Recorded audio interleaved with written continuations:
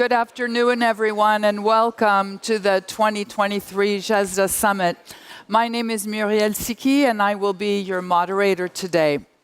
We are very happy to be hosting the 2023 Summit here at CERN.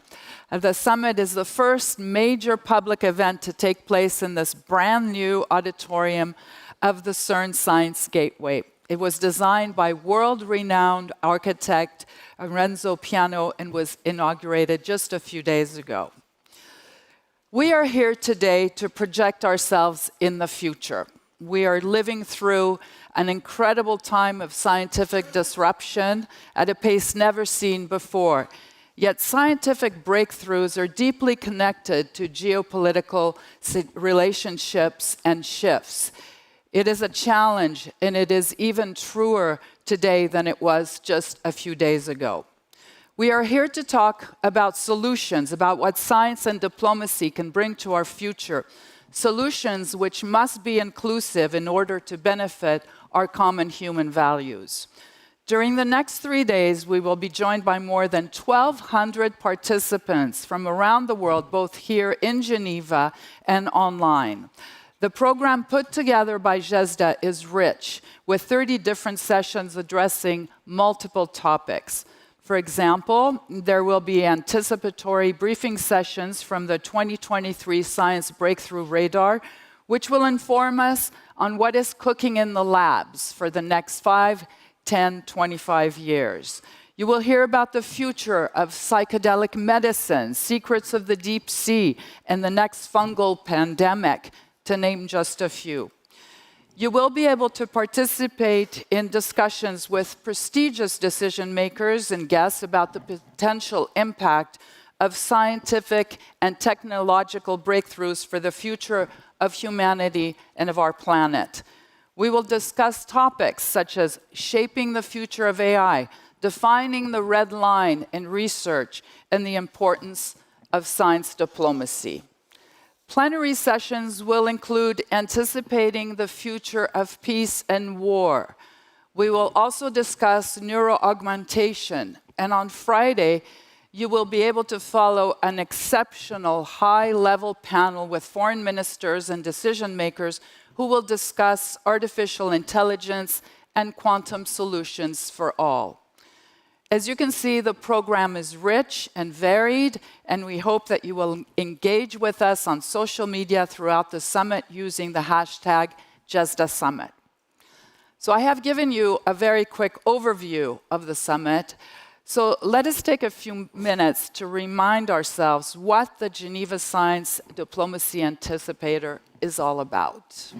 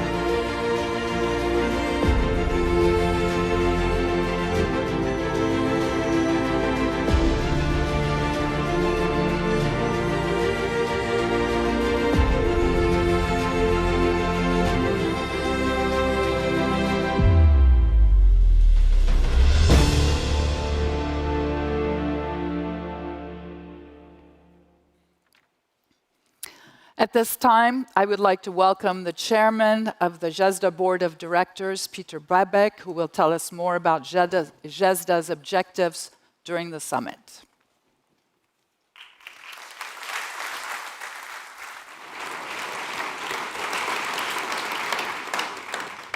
Well, ladies and gentlemen, mesdames et messieurs, dear representative of the GESDA founders, State Secretary Alexander Fasel, Administrative Councillor Sami Kanan, who represents the city and the canton of Ginevra, dear Mrs. Fabiola Gianotti, Director General of the CERN. Thank you, first of all, Fabiola, for allowing us to be the first one to use your new installations. And I think it's a real privilege to be here.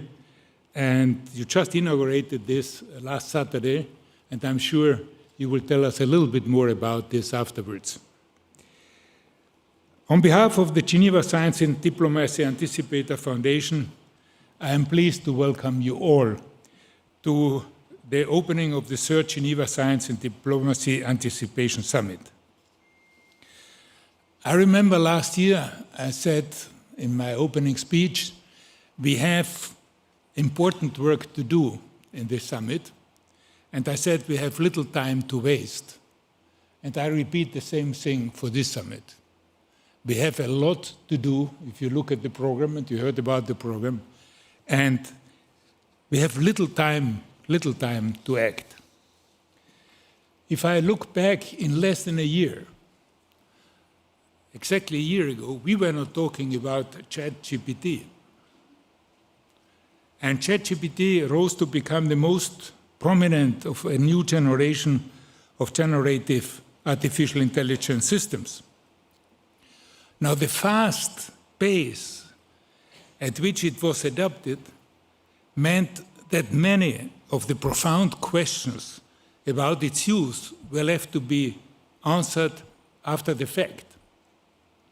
It provoked saying the founders themselves, we need a moratorium. We cannot go on because we don't know why.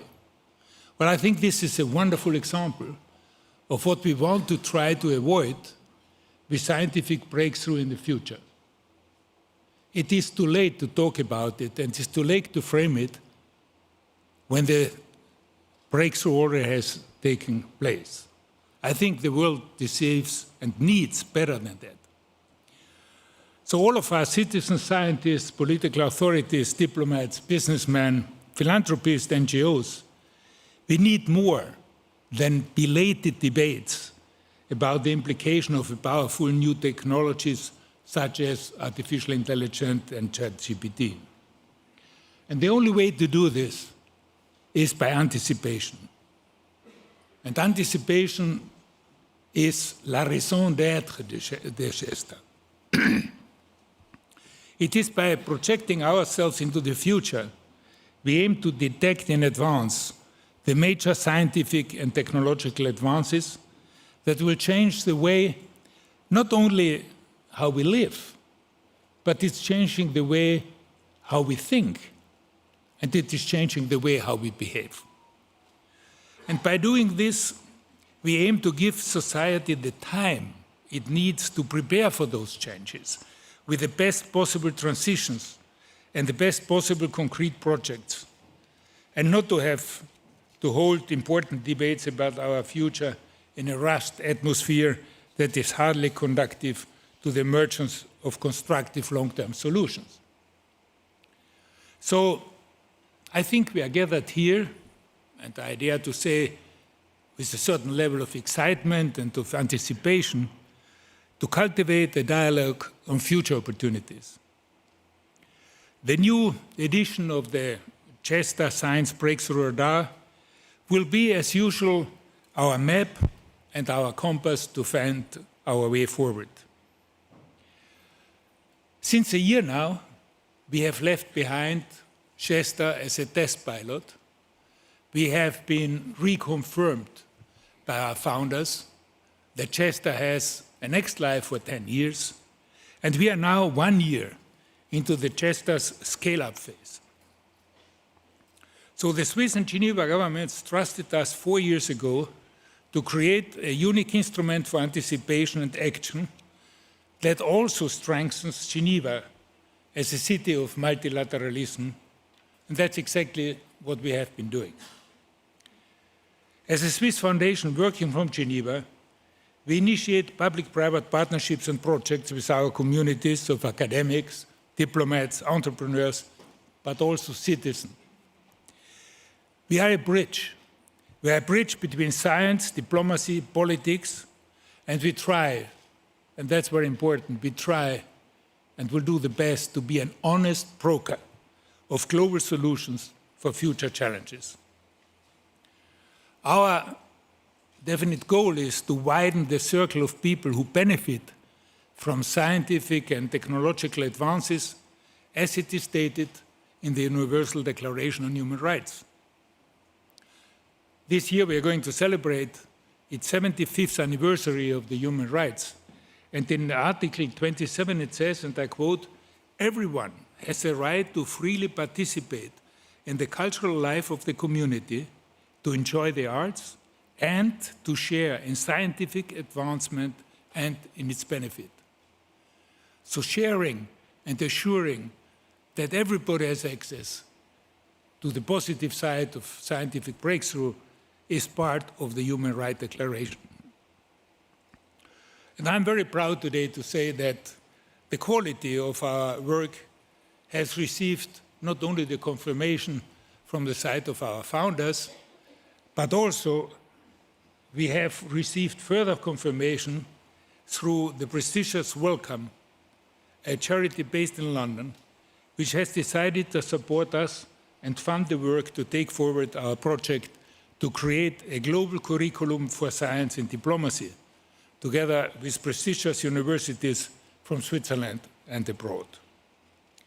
If science diplomacy is to become an effective instrument for strengthening multilateral cooperation, it needs well-trained people.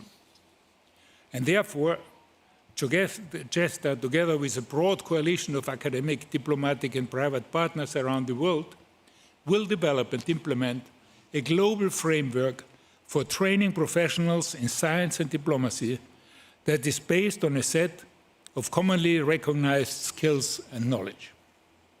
So a very warm thank to Wellcome for making this project possible. Now, achieving the task that has been laid out before GESDA is not an easy task. Our world seems to be coming apart. We know geopolitical tensions keep rising. The high stakes for science and diplomacy are top of mind for many of us. And global challenges and existential threats are mounting too. And the real big question is, are we able to join in order to find solutions to those huge problems? There is a war in Ukraine and now in Israel. The epic disasters in Libya and Morocco, extreme weather events, the pandemic, food insecurity, inflation, other challenges, and they're all putting the world's blueprint for improvement, which are the Sustainable Development Goals, further at risk. As a matter of fact, the achievement of the SDGs is very much belated. Well-being, peace, human rights, and democracy face serious threats. So we face a lot of challenges, but we face also disruptive technologies at a time of major power shifts. Looking back, we would say the good old time of a b-ball, where we had two powers in the world, which then folded into one and is now exploding into many. So our multilateral institutions for global governance have not been able to keep up, frankly speaking, with this development. Some reflect power structures frozen in time since the end of the Second World War. And it will take more than multipolarity to bring about peace. And that's why one of GESDA's newest initiatives is to help the world navigate the future of peace and war, which is going to be the first plenary session afterwards. So as we are experiencing a more challenging environment for collaboration. We've heard about anticipation, acceleration, and translation. It's more needed than ever because science and technology will for sure affect the way we conceive multilateralism and how science can contribute in an understandable way to this questioning and therefore giving precious and important impulse to the way in Geneva multi-level, multilateralism, governance, and all the negotiation can take place and take into account those issues and trends. GESDA was created exactly to tackle this issue as a think tank to leverage the potential of new science and technology advances to improve well-being and promote inclusive development. Today, the world is very fragmented, multipolar, tense, and therefore the ecosystem for Geneva is necessity more than ever. Migration, climate change, social inequalities, artificial intelligence are among the issues which require common solutions, international, multilateral, and inclusive cooperation. It's not an option, it's an imperative, and it's part of the solution. That is the reason why we also need to integrate the voice of science into global governance. GESDA's vocation is to incubate solutions-oriented projects that can be politically endorsed and strengthened at global diplomatic level. Its work is therefore of critical importance. So the authorities of the Canton and City of Geneva are particularly pleased to host the third edition of the GESDA Summit and to take part in the discussion ahead of us. Local authorities have little impact on global regulation, but they are at the first-hand contact with local realities, in urban areas especially. So these challenges I mentioned already are really a reality in everyday life of urban centers, and therefore we are very keen about taking part in this discussion. So to all of you, I wish for fruitful exchanges, and thank you again to GESDA for this great initiative. Thank you for your attention.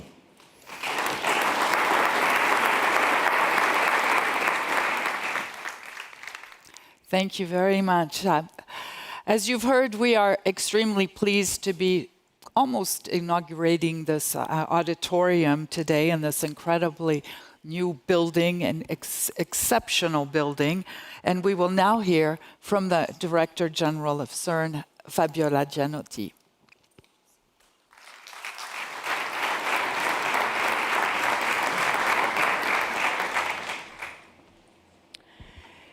A very warm welcome also from me to this GESDA Summit hosted by CERN in the Science Gateway, our brand new center for scientific education and outreach targeting people of all ages from 5 years up. And as previous speakers have already said, the Science Gateway was inaugurated just a few days ago on Saturday, and we are very proud to host the GESDA Summit as our first big event here after the inauguration. And we are very proud for two reasons. The first one is that CERN is a partner of GESDA. And the second one is that we share common values. So CERN mission includes the following components. First, fundamental scientific research to try to understand how the universe works. Development of advanced technologies for our own research, but also applications to many domains of society, training and education, collaboration across borders. We have a community of almost 17,000 people from all over the world. More than 110 nationalities are represented. Open science and open education as a means of reducing inequalities across the world. And this mission is pretty much at the foundation of GESDA work. So clearly there are strong links between CERN and GESDA. Peter asked me to say a few words about the Science Gateway and this building, so I'm very happy to have the opportunity to do so. So first of all, why the Science Gateway? The main reason is that science is absolutely crucial to ensuring a sustainable future for humanity and the planet. We can't think of addressing today's global challenges from climate change to health to inequalities without the contribution of science. So with the Science Gateway, we want to share with everyone the research we do here, but also the beauty and the utility of science. We want to do so in a very simple and fascinating manner, accessible to everybody, starting with 5-year-old kids. We also want to contribute to increasing the trust in science in today's society. We want to inspire the young people to take up careers in STEM, science, technology, engineering, and mathematics. We want to instill in all the people who come and visit curiosity and a passion for science. CERN has been engaging with the public education now for decades. And this is actually the problem and the reason why we have now implemented the Science Gateway. All our activities are saturated. So, for instance, over the past years, we have been hosting 150,000 visitors annually, out of 300,000 requests. So this means that we had to reject half of the requests. And in general, all our activities targeting visitors, high school teachers, and students were saturated. So this showed that there is huge interest out there in CERN and more generally in science. And so the Science Gateway will allow us to increase the number of visitors from 150,000 today up to 500,000 per year. And we can also lower the age of the visitors, starting with kids at five. But also, as you will see if you have the opportunity to visit the building, we will expand our opportunities for the public, that we offer to the public, by exposing them to laboratories for the youngest, to immersive and interactive exhibitions, to spaces where art and science can get together. And in general, the Science Gateway will be a place where people and scientists can meet on a daily basis, because one of the features of CERN educational activities is that our guides are all scientists and people working at CERN, because the public loves to meet the science. All this is housed in an iconic building designed and realized by Renzo Piano Building Workshop. The building is very symbolic. I would like just to mention two aspects. The two tubes which run along on both sides of the Route des Marins, which indicate the shape of the accelerator, which is actually running underneath our feet. So the Large Hadron Collider is the biggest, the largest and most powerful accelerator ever built on the planet, is actually running underneath our feet. So the tubes resemble to the magnets that we have underground. And the bridge. There is a bridge that connects the two tubes and the three pavilions, and the bridge indicates connection. And so the mission of CERN of connecting people from all over the world. So I said that we are very happy to host you and to have the GESDA Summit as our first event. The disadvantage is that we are still in commissioning phase, and there are several things that do not work yet. I will not disclose them. I let you discover them with your hands. But for us, you are a little bit, with all due respect, a bit of guinea pigs to help us understand what works and what does not work. So I ask for your patience and for your forgiveness if any hiccups will arise in today or in the coming 2 days. And nevertheless, I hope you can have a great time here in the Science Gateway at CERN, and I'm looking forward to very interesting and pleasant discussions. Thanks.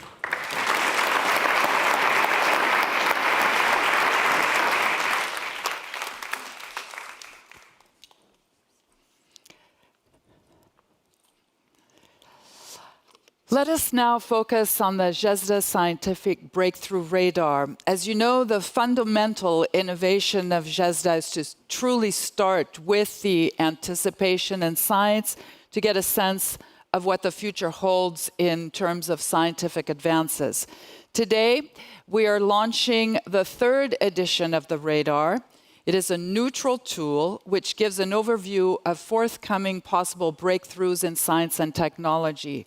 A tool which also helps the diplomatic community and the general public better understand these innovations, as you will see in this video.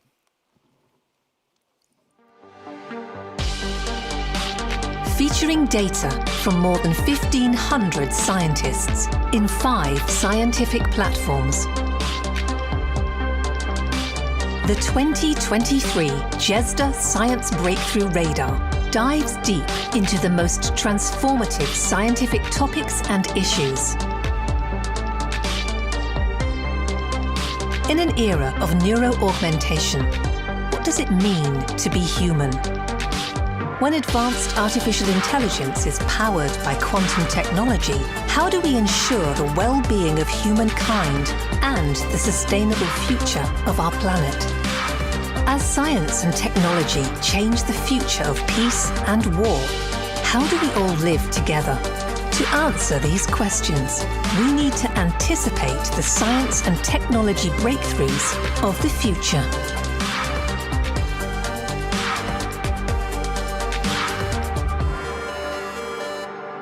In collaboration with the scientific community, the Science Breakthrough Radar takes the pulse of science and the pulse of society, enabling everyone to harness future opportunities for the benefit of humanity. Dive into the Science Breakthrough Radar. Learn more and contribute.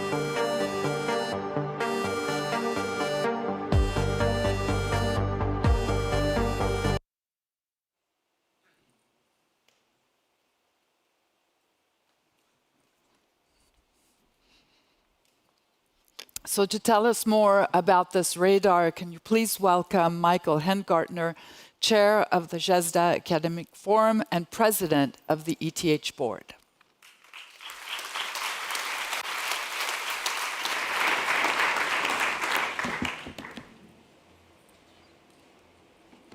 Dear Fabiola, thank you very much for having us. We love experiments, so it's okay to be guinea pigs. Dear colleagues, the current pace of scientific discovery and technological breakthrough is rapid and only looks set to accelerate in the future.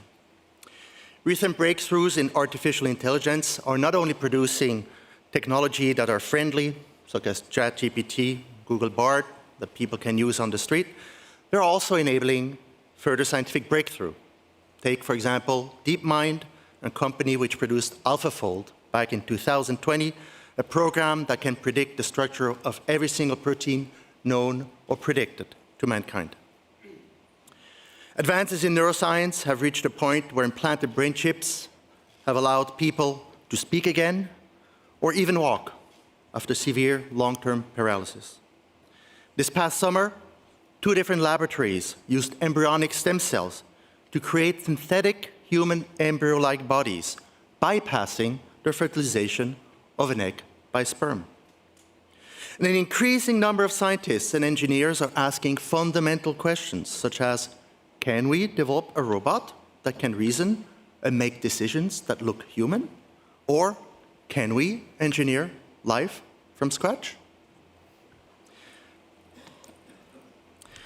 The work that is done today in hundreds of thousands of laboratories distributed across the world, both in public and private institutions, has the potential to vastly impact who we are as humans, how we can live together, and the well-being of the whole planet.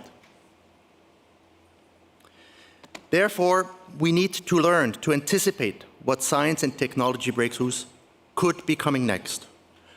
By becoming aware of potential future breakthroughs, we can make informed decisions today and gain agency over our common future.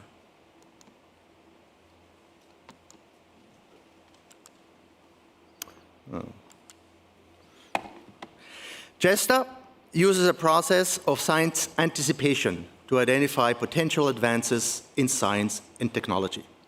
This process of anticipation relies on 3 basic principles. First, we try to stick to the science. We strive to understand what developments are possible or probable in a scientific field, and refrain as scientists as much as possible from considering what might be desirable or preferable. Discussing what is desirable or not is extremely important, is essential, but it is to be done by the whole of society, not only by scientists. And we will indeed hear many such discussions on this topic later in this summit over the next coming years. Second, we apply the rigor of the scientific method to the process of science anticipation, including the principles of in-depth expertise, academic rigor, and peer review. And lastly, we recognize that scientific research is itself an agent in science anticipation, in a sense that research is the tool that humanity uses to systematically increase the horizons of our knowledge.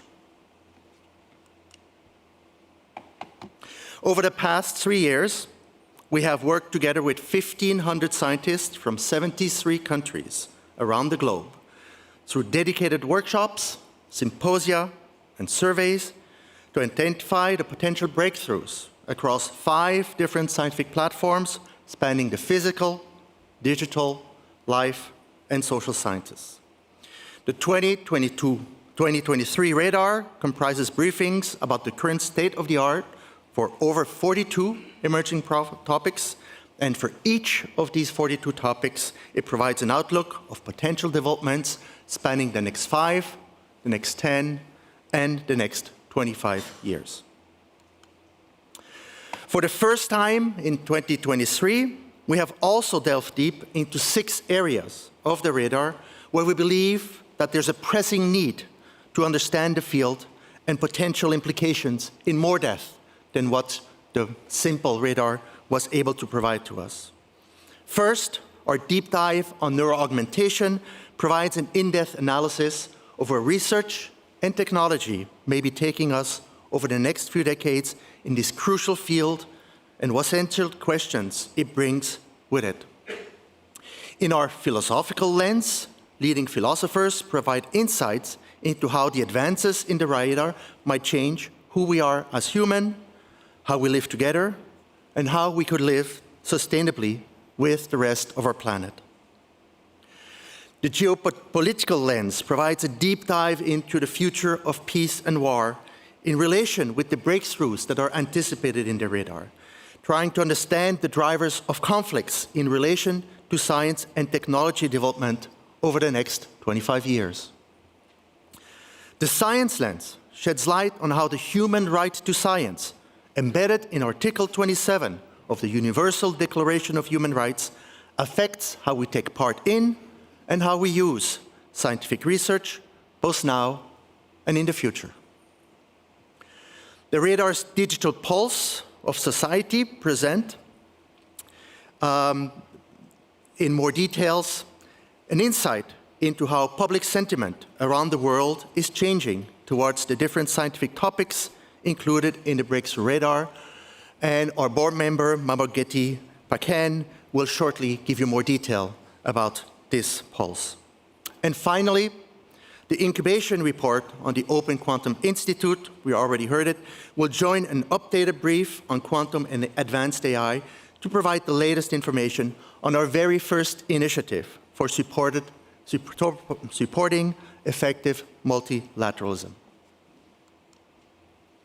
I'd like to close by extending my deepest thanks to all the academics who have contributed to the radar, many of whom are here today and will be speaking to us during the anticipatory scientific briefings.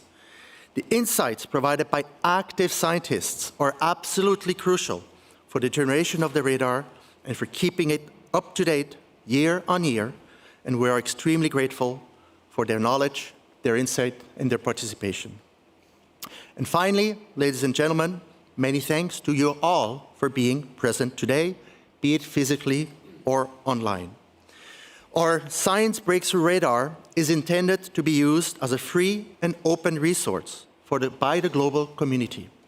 We welcome your feedback on how to continue to improve it so that we can make sure that it stays relevant and useful as a tool for anticipation and an effective multilateralism. Thank you very much.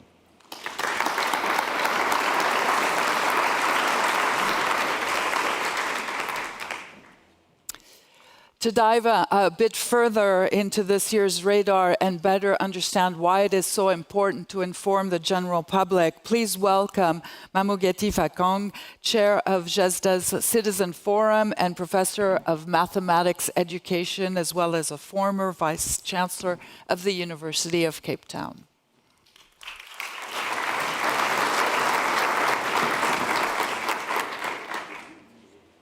Thank you very much. I bring you greetings from Africa. And of course, I brought the sun with me.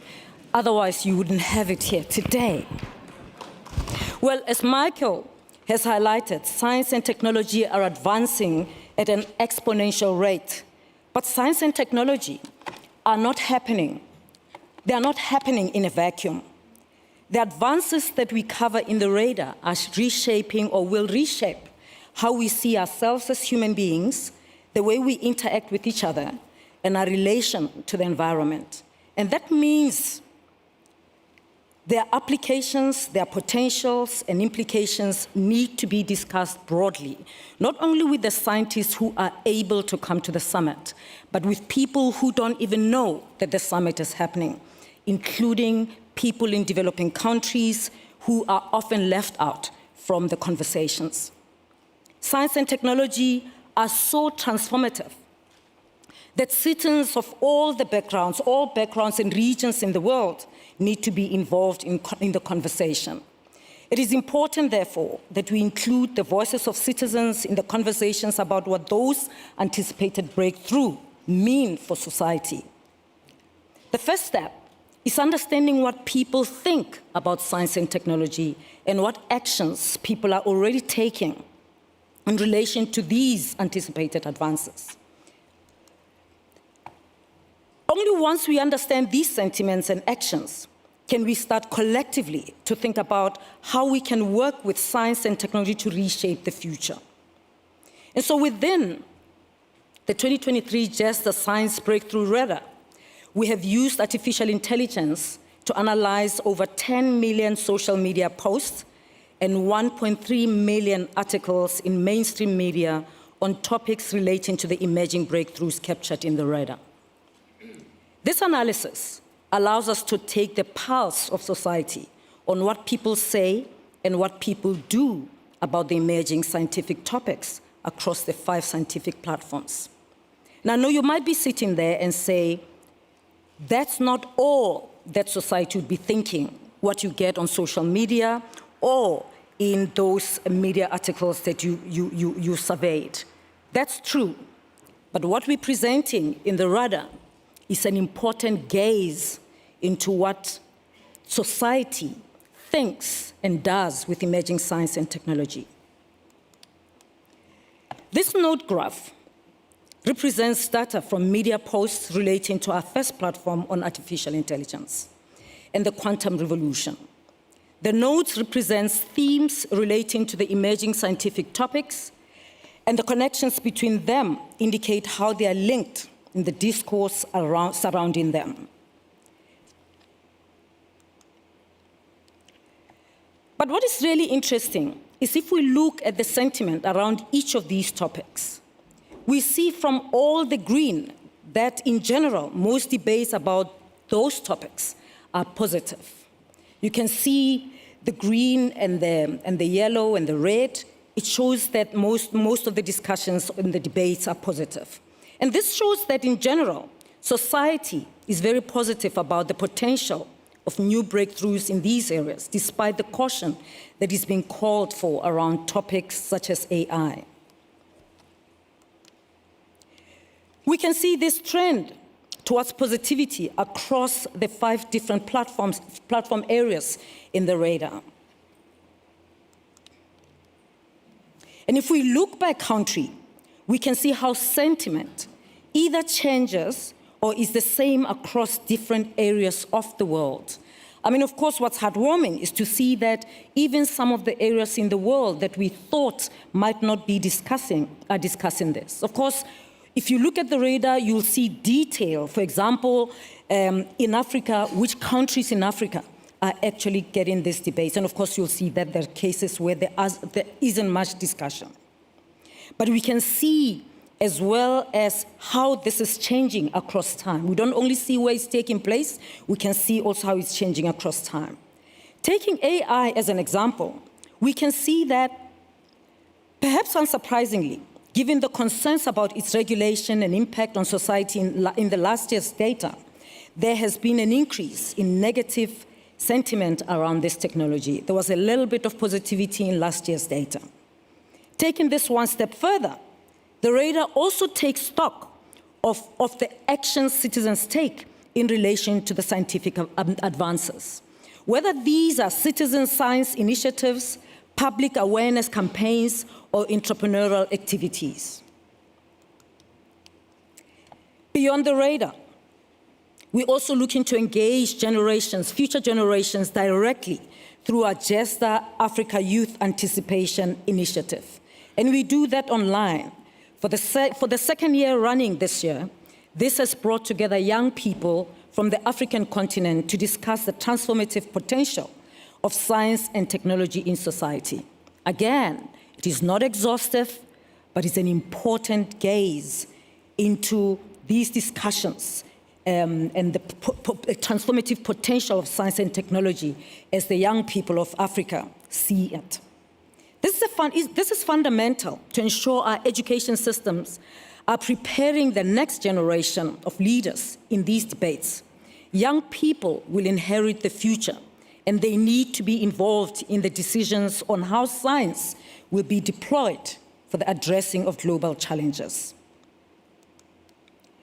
Through these initiatives, GESDA is integrating more and more citizens into its actions to collectively use the future to build the present. And you'll meet some of the young people who came from Africa who engaged with us online in this summit, and at least one of them is participating in the panels. Thank you very much.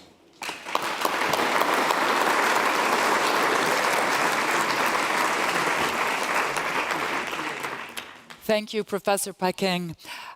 This concludes our opening session. I would like to thank all of the speakers, and after a short break, you will be able to attend the different presentations. A quick reminder, you can follow the sessions on social media using the hashtag GESDA Summit. Thank you for attending this opening session, and I wish you all an excellent summit.